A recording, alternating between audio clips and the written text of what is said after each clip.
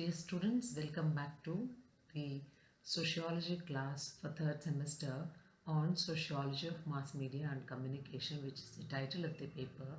In today's 46th session, I'm going to give you an idea about how you can take up this topic as a seminar topic, and you have to do the presentation. That the topic is impact of COVID-19 on social life. I'm Deepa SP, Assistant Professor in Department of Sociology, working at Government First Aid College, Chikbalapura.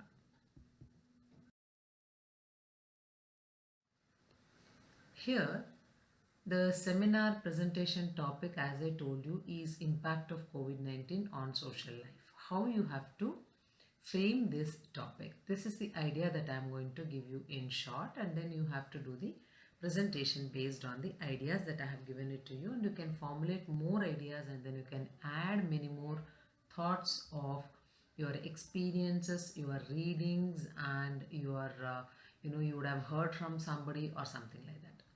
So first of all, you have to conceptualize social life. What is social life? How we are leading our life in society in different phases with the different relationships. At home, what is our relationship? When we go outside, how is your relationship with your friends, etc. Many things will come.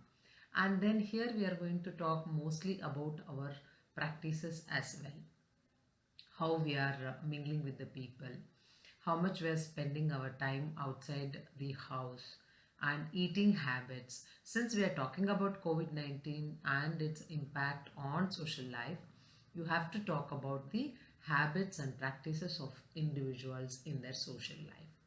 And later you have to talk about what is COVID-19 and its brief explanation as to when it started and then how it has given its impact, and then what are all the government measures, and then what we are supposed to follow the measures to avoid COVID-19 and other rest of the things.